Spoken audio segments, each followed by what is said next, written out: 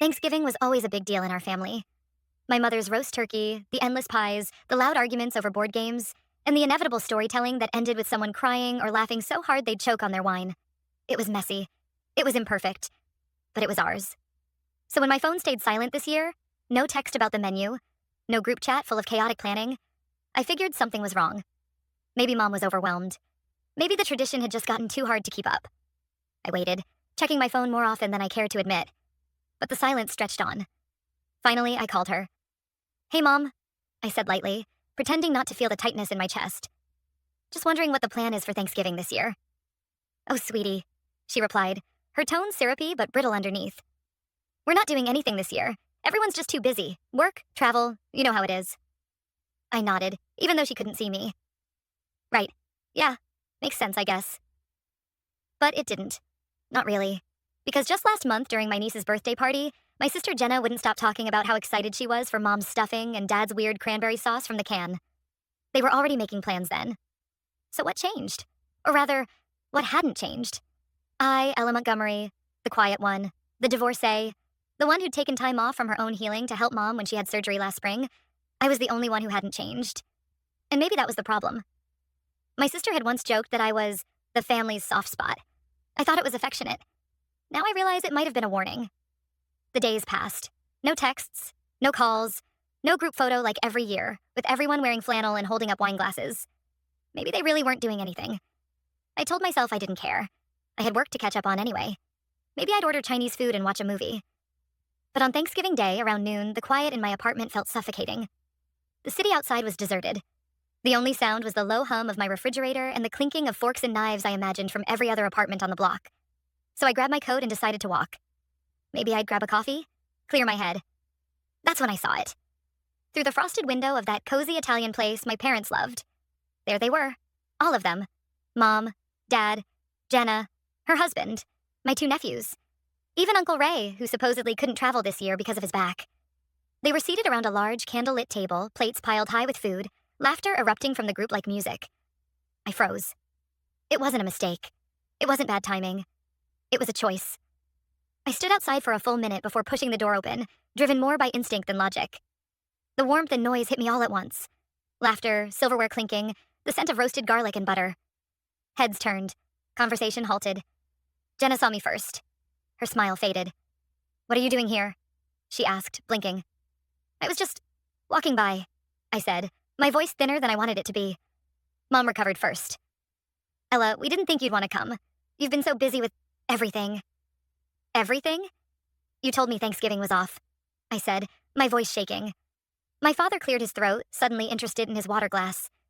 Jenna leaned back in her chair, a cruel smile playing on her lips. "Well, maybe we just thought it'd be more comfortable this way." "What does that mean?" I asked, though I already knew. "You don't really belong in this family anymore," she said. And then, laughter. Like it was a joke. Like I was the punchline. I didn't cry. Not then. I simply nodded, turned, and walked out. The cold air outside slapped my face, but it felt kinder than anything that had just happened inside. I walked home in a daze, numb to the cars passing, the holiday lights twinkling in storefronts, the smell of turkey wafting from every direction. My phone buzzed with a notification. An email from work. I deleted it without reading. That night, I sat on my couch staring at the ceiling for hours. I thought about all the years I'd been there for them. How many times I'd rearranged my life to show up. The holidays I'd spent cooking when Mom was sick. The birthdays I'd planned for Jenna's kids. The nights I'd held her hand through her own divorce. And now I was just cut out. Like I didn't exist. Like I had never existed. But I wasn't going to cry. Not that night. Because deep inside, something else was beginning to stir. Something stronger than grief. Something colder than disappointment. Something that would wait until tomorrow. The next morning, I woke up early. Not because I had anywhere to be, but because sleep had become impossible. My mind kept replaying the scene in that restaurant on a loop. My sister's smug face, my mother's silence, the way everyone had just gone along with it, like I was a stranger who'd wandered in off the street. I kept wondering how long they had planned it. When exactly had they decided I wasn't worth inviting? Had they laughed about it? Felt guilty for even a second? The house was silent. No texts, no apologies, not even a passive-aggressive, "Hope you're okay." And that silence said everything. I opened my laptop and did something I hadn't done in years. I started writing it all down. Every moment. Every memory. Every time I'd been pushed to the side or made to feel small. I didn't know what I was writing it for. Closure? Clarity? A reminder? Maybe all three. I poured myself a cup of coffee and stood by the window. Snow was beginning to fall lightly, just enough to dust the streets and soften the city's usual harsh edges. But inside me, everything felt sharp. And then I remembered something. 3 weeks ago, my mom had asked me for a recipe, my sweet potato casserole. Said she wanted to try something new for a possible future gathering. I hadn't thought anything of it. Just emailed her the recipe and went back to work. But now it hit me like a slap. They had already been planning it. They just didn't want me there. It wasn't that I was forgotten. I was excluded. And then, as if the universe needed to twist the knife a little deeper, a photo popped up on my phone. A push notification from Jenna's Instagram. A picture of the table from last night. Everyone smiling. Even Mom, who hadn't smiled like that in any photo I'd seen in years. The caption read, "Grateful for the ones who matter most." I stared at the screen, my hand trembling. Family first. I wanted to scream, or throw my phone, or curl up and disappear. But instead I took a screenshot. It felt like evidence. Evidence of what exactly I wasn't sure yet. But something inside me had shifted.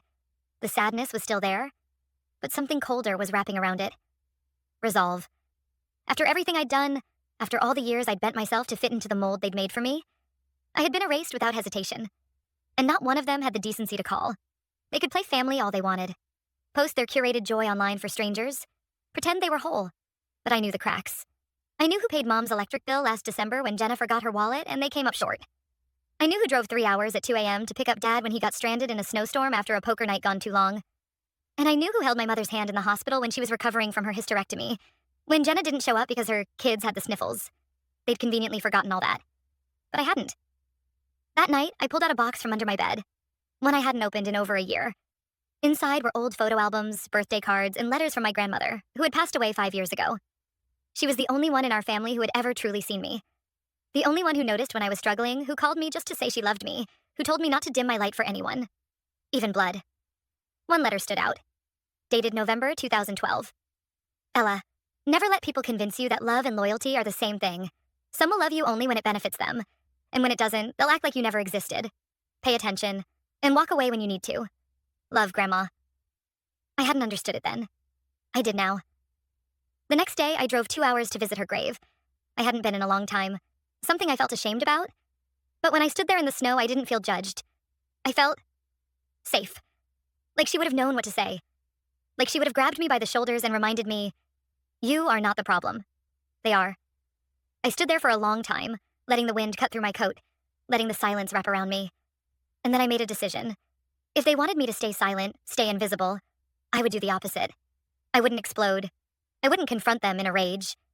I would start by taking back my voice. Because if they thought Thanksgiving was the end of the story, they had no idea what was coming next. 3 days passed after Thanksgiving, still no word from any of them. Not my mother, not my father, not Jenna. Nothing. It was like I'd been officially voted off the island and they had no intention of acknowledging the fallout. And that silence, that cowardice, spoke louder than anything they could have said. At first, I thought maybe I should reach out. Ask them why. Beg them to explain. But then I remembered the laughter. The way Jenna said, "You don't belong in this family." Like it was a long-held truth just waiting for the right moment to slip out. I wasn't going to chase people who had already decided I didn't matter. But that didn't mean I was going to stay quiet either. It started small. I unfollowed them on social media. Took down the framed family photo in my hallway. The one from 3 Thanksgivings ago, when I'd hosted dinner at my place because Mom had thrown out her back. That year, I did everything. Decorated the apartment, cooked for 12 people, made personalized place cards Jenna scoffed at. They smiled for the photos, praised my pie, and then, weeks later, forgot to invite me to Dad's birthday dinner. I told myself it was a misunderstanding, a scheduling mix-up. It wasn't. Looking back, there had been dozens of moments like that. Quiet cuts, small exclusions, inside jokes I wasn't part of. Events I found out about from photos, not invitations. They'd been peeling me away from the family picture for years. I just hadn't wanted to see it. But now that I had, there was no going back. On Monday, I returned to work. My coworkers asked how my Thanksgiving was, and I gave them the practice smile I'd used my whole life. It was quiet, just what I needed. I lied. But inside, I was a storm. And the more I thought about it, the more I realized I wasn't just grieving a dinner or a tradition. I was grieving a family I thought I had. A version of them I'd created in my head. One where I was loved without conditions. One where I belonged. I'd spent my whole life trying to earn their acceptance. And for what? So they could discard me the moment I stopped being convenient? That night, I started going through my finances. Over the last 6 years, I'd loaned my parents over $18,000, most of it temporary, always with promises to pay it back. But not a single cent had returned. I paid for a new refrigerator when theirs broke down, covered Jenna's car repair after she couldn't get approved for financing, even pitched in for my nephew's school trip because Jenna said things were tight that month. I wasn't bitter about the money. Not then, at least. I believed that family helped each other. But what they'd shown me now? That kindness had never been mutual. It had been expected, and I had been taken advantage of. I created a spreadsheet, listing every transaction, every loan, every gift that was supposed to come with appreciation, but only earned me silence. The total made my stomach turn. Not because of the number, but because of what it represented. I wasn't a daughter or a sister to them. I was an account number. I printed the list and folded it into an envelope. I wasn't sure what I would do with it yet, but just having it in my hand gave me a strange sense of control, like I'd finally named the thing that had been eating at me for years. The next day, a text came in. It was from Jenna. "Hey, hope you're okay. Mom says you've been distant. Want to grab coffee?" I stared at the screen for a long time. No apology, no acknowledgement. Just another veiled attempt to pretend nothing had happened. I didn't respond. Instead, I opened a new note on my phone and began typing something I never thought I'd write. Boundaries I am setting with my family. I listed 10. Some were practical. No more loans, no more last-minute favors. Some were emotional. If they can't respect me in public, they don't get access to me in private. I don't owe them my silence to keep the peace. And at the end, I wrote, I will no longer shrink to fit into spaces where I was never meant to belong. That night, I slept better than I had in weeks. But I knew this wasn't over. They weren't going to let go that easily. Not after years of leaning on me, guilt-tripping me, depending on my willingness to keep the family glued together with duct tape and denial. I wasn't ready to confront them. Not yet. But when I did, it wasn't going to be with tears. It was going to be with facts, receipts, and the truth. Because if they thought I'd stay quiet forever, they had seriously underestimated me. It was a week after Thanksgiving when my mother finally called. Not texted. Called. I stared at the screen as it rang, debating whether to answer. My heart thudded in my chest, not because I missed her voice, but because I knew exactly how this was going to go. She would pretend nothing happened. She'd act confused. She'd say I was being too sensitive. Still, I picked up. "Hi, Mom." "Oh, sweetheart," she breathed, as if she'd been holding her breath for days. "I've been so worried about you. Jenna said you've been acting distant." There it was. The opening line of every gaslighting monologue. "You're the problem." I stayed silent for a beat too long, then said, "I saw the pictures." The line went quiet. "I saw all of you at the restaurant," I continued, my voice level. "You told me Thanksgiving was canceled, but it wasn't. I walked in. You looked me in the eye. And no one said a word." Her voice was tight now. "That was a misunderstanding." "No," I said. "It was a decision." She exhaled sharply the way she did when she was preparing to scold. "Ella, I don't know what's gotten into you. You've been so emotional lately. You always assume the worst." I felt my fingers curl into the couch cushion. The old me would have apologized by now. Tried to smooth things over. Asked what she needed to feel better. But that version of me didn't exist anymore. "I'm not being emotional, Mom. I'm being honest. For once." There was a pause. Then the switch flipped. Her tone softened, sugary sweet. "We didn't want to hurt you.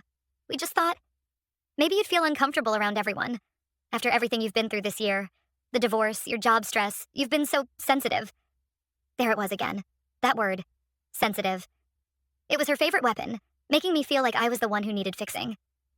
"You mean the divorce I went through alone?" I asked quietly. "The one none of you showed up for?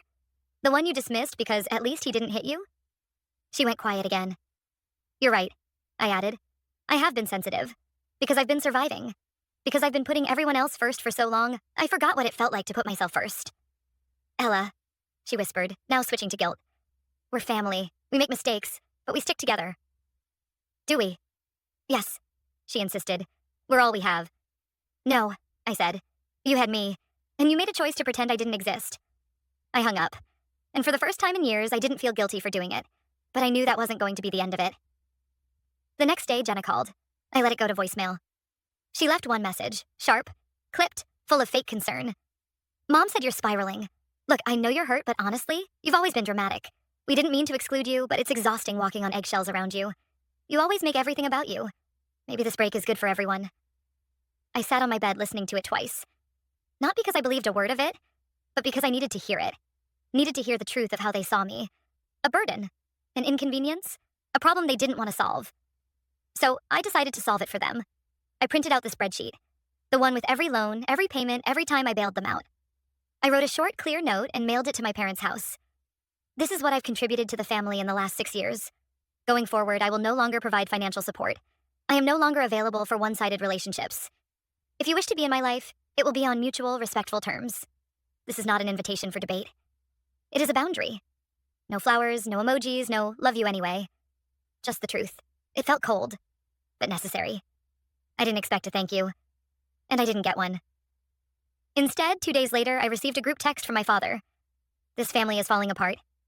Hope you're happy, Ella. I didn't respond, because I was happy. Not because the family was falling apart, but because I was finally stepping out from the rubble they'd buried me in for years. What they didn't know was that I wasn't done, because the past was still hanging over me, and I was finally ready to clean house. It was a gray Friday afternoon when Aunt Marlene called. We hadn't spoken in nearly a year, and even then it had only been a birthday card exchange. She was my mother's older sister. Blunt, sharp as glass, and always a bit of a mystery. She'd moved 3 states away after a falling out with my parents years ago, and no one ever told me why. I let it ring twice before answering. Ella, she said, her voice crackling through the line like an old radio. I heard what happened on Thanksgiving. My stomach tensed. Did Mom call you? Number Jenna did. Tried to get me on their side, I suppose. Thought I'd help talk some sense into you. She scoffed. Didn't realize that child had the nerve. I was silent, unsure where this was going. I told her she should be ashamed, Marlene continued. And I told her something else. Something I think you should know. My heart skipped. What? It's about your inheritance. I blinked. Inheritance? What inheritance? There was a pause. Your grandmother left something for you. In her will. But your parents never told you. I found out 2 years ago when the lawyer reached out to confirm the distribution. They told him not to contact you directly. That they'd handle it. I sat up, blood roaring in my ears. She left me something? Why wouldn't they tell me? I asked your mother the same question, she said, her tone tightening. She said you didn't need it. That you had your career, your fancy job, your apartment. That Jenna had kids, and it made more sense for her to get a little more. My breath caught in my throat. How much? I asked. $35,000, she replied flatly. A savings account your grandmother opened in your name when you turned 21. She wrote you a letter, too. Said it was for your first home, or to start a business, or something that mattered to you. My hands were shaking. I only found out the full details when I went to visit the lawyer myself, she continued. I wasn't supposed to say anything, but after what they did to you on Thanksgiving, I couldn't stay silent. $35,000. That was more than I'd ever had in savings at any one time. And they had hidden it, lied about it, reallocated it like it was theirs to give. I felt sick. How? I asked. How did they even access it? Your mother had partial custody of the account, Marlene explained. She was added when your grandmother got sick and wanted someone to help manage it. But it was in your name. She must have used it. I don't know exactly when or how, but it's gone now. Gone. Just like that. I remembered all the times I'd said no to a weekend trip with friends because I needed to stay on budget. The freelance gigs I took to cover unexpected expenses. The years I lived in a 1-bedroom apartment with paper-thin walls because I was being responsible. And they had been sitting on my money the entire time. I'm sorry, Ella, Marlene said gently. I know it's a lot, but I thought you deserved to know. Thank you, I whispered. We talked for another 10 minutes. She promised to send me a copy of the lawyer's letter. As soon as we hung up, I sat in stunned silence. They hadn't just excluded me. They'd robbed me. My own family, my flesh and blood, had stolen from me under the guise of what's best for the family. They'd taken money meant to help me build a future and used it to, what, bail Jenna out of credit card debt? Help her husband launch another failed business? I opened the spreadsheet I'd made, the one listing every loan, every sacrifice. Then I opened a new document and titled it, What They Took Without Asking. By the time I finished writing, my hands were numb, but my mind was clearer than it had ever been. I couldn't unsee it now. The financial abuse, the emotional manipulation, the rewriting of history. They had built a version of the family where I was always the outsider, the helper, the fallback, the giver, but never the one who deserved anything. But that narrative was ending. Right now. Because this time I wasn't going to sit down and stay quiet. This time they were going to hear me. I didn't confront them right away. I waited. Not out of fear, but intention. I needed time to prepare, to gather everything. Screenshots of texts, bank statements. The printed will excerpt Aunt Marlene mailed me. I wanted to be bulletproof. Because I knew exactly how they'd respond. twisting facts, rewriting history, crying until guilt replaced truth. But not this time. This time, I would control the story. I invited them over under the guise of a conversation. Jenna arrived first, looking put together and smug, like she was coming to a PTA meeting she already planned to dominate. My parents followed, visibly confused. My mother smiled hesitantly. My father looked irritated, like I'd inconvenienced him. We sat in my living room. I didn't offer drinks. I didn't ask about their day. Instead, I laid the folder on the coffee table. "What's this?" my mother asked, eyes narrowing. "Proof," I said simply. My voice was calm, not cold, steady. I'd rehearsed this a dozen times, but the moment still carried weight. "I know about the inheritance," I continued. "The account Grandma opened for me, the one you emptied." My mother paled. My father shifted in his seat. "Ella, it wasn't like that. You told the lawyer not to contact me." I cut in. "You knew it was meant for me. She wrote me a letter. You chose to keep it." "We didn't keep it," Jenna chimed in, arms crossed. "We used it for the family." I turned to her slowly. "You mean you used it? For yourself? For your lifestyle? Your family was the priority, not mine." "We did what we thought was best," my mother said, reaching for her soft maternal tone. "You were doing fine on your own. Jenna had more needs." "You mean she had more demands, and you enabled them." I opened the folder and slid out the spreadsheet. "This is everything I've paid on your behalf over the last 6 years. Every loan, every expense, every time I covered your bills because you couldn't. Or wouldn't." "You didn't have to do that," my father muttered. "But I did," I said. "Because I believed I was helping my family. I believed you saw me, valued me. I was wrong." They didn't speak. "So here's what's going to happen," I continued. "I'm cutting off all financial support, effective immediately. No more transfers, no more covering shortfalls. And as for the money Grandma left me, I'm giving you 2 options." They looked at me like I'd grown another head. "1," I said. "You sign a repayment agreement and return the funds in monthly installments. We'll go through a mediator. Or 2, I go to the authorities and report the account as financial fraud. I've spoken to a lawyer. It's a real option." "You'd report your own parents?" My mother gasped, tears springing into her eyes. "You stole from your own daughter," I replied. "I'm not the one who broke this family." My father stood up, face red. "This is ridiculous. You've been brainwashed. That woman, Marlene, she always wanted to ruin us." "She didn't ruin you," I said. "You did." My voice didn't rise. It didn't need to. The truth sat heavy in the air, undeniable and sharp. "I don't want revenge," I added. "I want accountability. I want distance. I want peace." Silence. Then my mother spoke, barely above a whisper. "You're serious about this?" "I've never been more serious." Jenna scoffed. "You're so self-righteous. All this over one holiday dinner?" "No," I said, locking eyes with her. "All this because I finally realized I was never part of this family in the way I pretended to be. And I'm done pretending." They didn't sign anything that day. Of course they didn't. But they left, and this time I didn't cry when the door closed. The next week I followed through, sent everything to the mediator, blocked their numbers, started therapy again. Got a call from HR about an internal opportunity abroad, a promotion I'd never considered before, but suddenly felt like a door I was finally allowed to walk through. A month later, a check arrived. No note, no apology. Just $500 and a blank line at the bottom. Payment 1 of 70. They'd chosen the repayment. I didn't feel triumph. I felt free. The piece wasn't loud or cinematic. It was quiet, steady, like finally exhaling after years of holding my breath. I bought a small painting for my living room, booked a solo trip to Colorado for the spring, put a down payment on a new car, all with my own money. No guilt, no invisible strings. And on Thanksgiving the following year, I cooked a dinner for myself and a few friends who'd become family. People who had shown up without being asked, who gave without keeping score. No one laughed at my presence. No one made me feel like I didn't belong. Because I did. I always had. I just needed to stop asking the wrong people to see it.